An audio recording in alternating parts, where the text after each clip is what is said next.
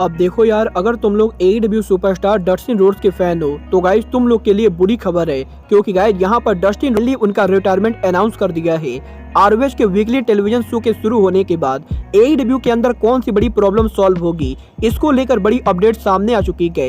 Indian basketball player Satnam Singh को sign करने के बाद टोनी खान एक और बड़े बास्केटबॉल प्लेयर को AEW में लाने वाले हैं। विलियम रीगल के AEW कंपनी में अनहैप्पी होने को लेकर EC3 का काफी बड़ा बयान आ चुका है। और गाइज AEW के शो पर एलीट के CM पंक को मॉक करने के बाद WWE के फॉर्मर राइटर विंस रिसो एलीट के ऊपर भड़क चुके गए। तो गाइज चलिए बिना किसी देरी के शुरू करते हैं इस वीडियो को। और गाइज सबसे पहले बात करते हैं AEW सुपरस्टार डस्टिन रोड्स के रिटायरमेंट की। वेल गाइज, अगर आप लोग AEW कंपनी को हार्डकोर तरीके से फॉलो करते हो तो गाइज आप लोगों को मालूम होगा डस्टिन रोड्स AEW कंपनी के शुरुआत से ही काम कर रहे गए। और गाइज करीबन 40 साल तक रेसलिंग इंडस्ट्री में काम करने के बाद अभी इस हफ्ते एक इंडिपेंडेंट रेसलिंग इवेंट के ऊपर डस्टिन रोड्स अपीयर हुए थे, जहां पर डस्टिन रोड्स के इस अपीयरेंस के ऊपर डस्टिन रोड्स ने उनके रिटायरमेंट को लेकर बड़ी अनाउंसमेंट कर दी गई। और गाइज यहां पर डस्टिन रोड्स ने इस चीज को कंफर्म किया है कि 2022 डस्टिन रोड्स का रेसलिंग करियर का आखिरी साल होगा। और गाइज यहां पर अगले साल रेसलिंग इंडस्ट्री के अंदर डस्टिन रोड्स आखिरी बार काम करेंगे। और गाइज 2023 में रेसलिंग इंडस्ट्री में काम करने के बाद डस्टिन रोड्स रेसलिंग इंडस्ट्री से परमानेंटली रिटायर होने वाले गए। और गाइज बेसिकली डस्टिन रोड्स ने ये कंफर्म कर दिया है कि आने वाले मात्र 1 सालों तक डस्टिन रोड्स रेसलिंग इंडस्ट्री पर काम करेंगे। और गाइज अगले साल AEW में काम करने के बाद डस्टिन रोड्स उनके रेसलिंग करियर को ओवर करने वाले गए। वेल गाइज देखना बहुत ही दिलचस्प होगा कि डस्टिन रोड्स के रेसलिंग करियर के ओवर होने से पहले टोनी खान डस्टिन रोड्स को AEW में कोई चैंपियन बनाते हैं या नहीं। बट गाइज चलिए अब आगे बढ़ते और बात करते हैं टोनी खान के secondary wrestling promotion Ring of Honor की। वेल गाइज जैसा कि आप लोग को मालूम है टोनी खान इस चीज को लगातार टीज कर रहे गए कि टोनी खान ROH के वीकली टीवी शो को शुरू करने वाले गए। और गाइज यहाँ पर इस चीज को लेकर तगड़ी रूमर है कि 2023 के अंदर टोनी खान ROH के वीकली टीवी शो को शुरू करेंगे। और गाइज यही अब ROH के इस वीकली टीवी शो को लेकर AEW सुपरस्टार फुगो डेल सोल ने बात की गई, जहां पर इस हफ्ते फुगो डेल सोल के लेटेस्ट इंटरव्यू के अंदर फुगो डेल सोल ने ROH के टीवी शो को शुरू होने को लेकर ये कहा है कि अगर ROH कंपनी का वीकली टीवी शो शुरू होता है तो गाइज ROH के इस टीवी शो की वजह से AEW कंपनी के रेसलर्स को बहुत ज्यादा फायदा होने वाला है। क्योंकि गाइज यहाँ पर AEW कंपनी के अंदर टोनी खान ने इस समय इतने ज्यादा रेसलर्स को साइन कर लिया है कि टोनी खान हर रेसलर को टीवी पर टाइम नहीं दे पाते गए। और गाइज AEW में ओवर रेसलर्स के आने की वजह से AEW के अंदर काफी सारे रेसलर उनके टीवी टाइम को लेकर फ्रस्ट्रेटेड भी गए। बट गाइज यहाँ पर फुगो डेल सोल को लगता है कि 2023 में AEW कंपनी के खुलने के बाद AEW के बहुत सारे रेसलर्स के लिए एक नया चांस आने वाला है। और गाइज ROH के वीकली टीवी शो के शुरू होने के बाद AEW के जिन रेसलर को AEW में टेलीविजन टाइम नहीं मिलता है वो रेसलर ROH के वीकली टीवी शो पर काम कर पाएंगे। और गाइज AEW के some of the rising superstar ROH पर जाकर उनके करियर को बना सकते गए। और गाइज यहाँ पर फुगो डेल सोल ये विश करते गए कि टोनी खान जल्दी से जल्दी ROH के वीकली टीवी शो को शुरू करे।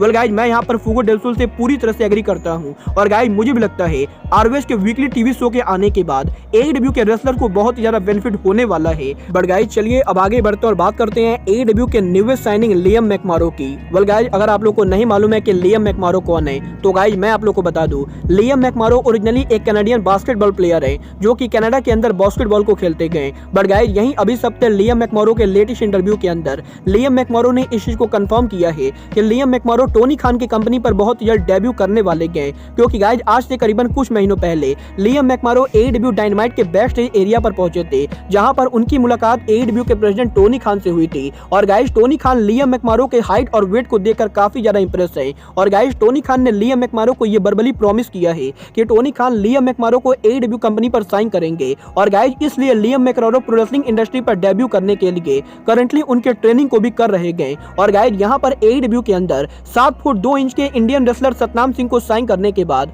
अब टोनी खान 7 फुट 2 इंच के लियम मैकमारो को AEW में लाने वाले गए। और गाइज बहुत ही जल्द AEW के अंदर 7 फुट 2 इंच के लियम मैकमारो AEW पर डेब्यू करेंगे। वेल गाइज देखना बहुत ही दिलचस्प होगा कि टोनी खान लियम मैकमारो को AEW कंपनी पर कैसे लाते गए। बट गाइज चलिए अब आगे बढ़ते और बात करते हैं विलियम रीगल के AEW सिचुएशन की। वेल गाइस बात करें यहाँ पर विलियम रीगल की तो गाइस जैसा कि आप लोग को मालूम है विलियम रीगल के MJF द्वारा अटैक करने के बाद अब विलियम रीगल के AEW कॉन्ट्रैक्ट एक्सपायर और WWE में रिटर्न होने को लेकर मल्टीपल रिपोर्टर्स का रिपोर्ट आ चुका है। और गाइस लगभग ये चीज कंफर्म मानी जा रही है कि विलियम रीगल का AEW कॉन्ट्रैक्ट एक्सपायर हो चुका है और गाइस विलियम रीगल अब WWE पर वापस जाने वाले हैं। बट गाइस यहीं अब विलियम रीगल के कॉन्ट्रैक्ट के इन सभी न्यूज के बाद इस हफ्ते सिवायन रेसलिंग के प्रेसिडेंट EC3 ने उनके लेटेस्ट इंटरव्यू के अंदर विलियम रीगल के AEW सिचुएशन को लेकर बहुत बहुत ही बड़ा बयान दे दिया है, जहां पर EC3 का ये कहना है कि विलियम रिगल के AEW कंपनी को ज्वाइन करने के बाद EC3 ने विलियम रिगल से बात की थी, जहां पर विलियम रिगल ने EC3 से ये कहा था कि विलियम रिगल ने AEW कंपनी को ज्वाइन करके बहुत ही बड़ी गलती कर दी गई। और गाइस यहाँ पर EC3 का ये कहना है कि विलियम रिगल ने EC3 से ये कहा था कि विलियम रिगल का AEW कंपनी को ज्वाइन करना विलियम रिगल की सबसे बड़ी गलती गई, क्योंकि ये कंपनी एक बहुत ही इमेच्योर कंपनी गई। और गाइस यहाँ पर EC3 का ये आरोप लगाना है कि विलियम रिगल ने EC3 से ये कहा है कि विलियम रिगल का AEW कंपनी को ज्वाइन करना उनके करियर की सबसे बड़ी गलती थी। और गाइस इसीलिए विलियम रिगल का कॉन्ट्रैक्ट जैसे ही एक्सपायर हुआ, विलियम रिगल AEW को छोड़कर WWE पर जाना चाहते गए। और गाइस यहाँ पर बेसिकली EC3 का ये कहना है कि विलियम रिगल AEW कंपनी के मैनेजमेंट के साथ बहुत ही ज्यादा अनहैप्पी थे। वेल गाइस यहाँ पर ये बात तो मैं भी मानता हूँ कि विलियम रिगल WWE से AEW के मुकाबले ज्यादा लॉयल है, बट गाइस यहाँ पर EC3 का ये कहना कि विलियम रिगल AEW कंपनी के साथ अनहैप्पी थे, ये बात तो मुझे बिल्कुल भी समझ में नहीं आती गई, क्योंकि गाइस यहाँ पर आज तक किसी भी रेसलिंग रिपोर्टर के द्वारा विलियम रिगल के AEW में अनहैप्पी होने को लेकर कोई भी रिपोर्ट नहीं आई गई। और गाइस यहाँ पर EC3 कौन सा नशा करके ये सभी बातें कर रहे गए, मेरे समझ में तो ये नहीं आ रहा है। वेल गाइस आप लोग EC3 से एग्री करते हो या नहीं, आप लोग मुझे कमेंट करके बताइए। बट गाइस चलिए अब आगे बढ़ते हैं और बात करते हैं AEW में एलीट और CM पंक के सिचुएशन की। वेल गाइस जैसा कि आप लोग को मालूम है, जब से AEW कंपनी के ऊपर एलीट का रिटर्न हुआ है, तब से एलीट लगातार CM को मॉक कर रही गए, जहां पर फुल गियर पर एलीट के CM पंक को मॉक करने के बाद शिकागो में AEW डायनामाइट के ऊपर भी एलीट ने CM पंक को मॉक किया। और गाइस यहां पर लगातार एलीट के CM पंक को मॉक करने के बाद अब WCW और WWE के former writer Vince Russo Elite और AEW कंपनी पर भड़क चुके गए, जहां पर विंस रूसो का ये कहना है कि AEW कंपनी जिस तरीके से बिहेव कर रही गए,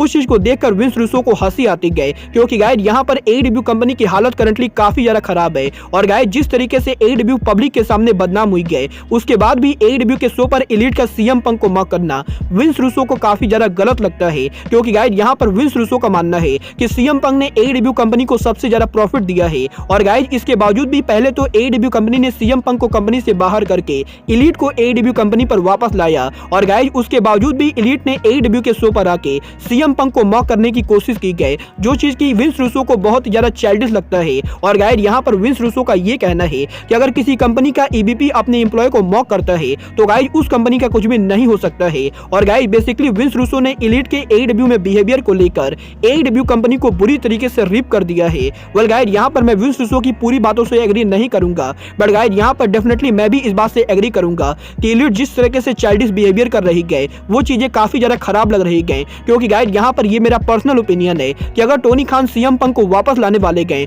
तब तो एलीट का ये सब कुछ करना बनता है। बट गाइस अगर सच में CM पंक कंपनी से बाहर जा चुके गए, तो गाइस एलीट का टीवी पर आकर ऐसी चिंदी हरकतें करना मेरे हिसाब से काफी ज्यादा बकवास आइडिया है। वेल गाइस आप लोग एलीट और CM पंक में किसको सपोर्ट करते हो, आप लोग मुझे कमेंट करके बताइए। बट गाइस अब आज के इस वीडियो में बस इतना ही, मैं मिलता हूं आपसे अपने अगले वीडियो में। बट गाइस तब तक के लिए goodbye, good night and bang.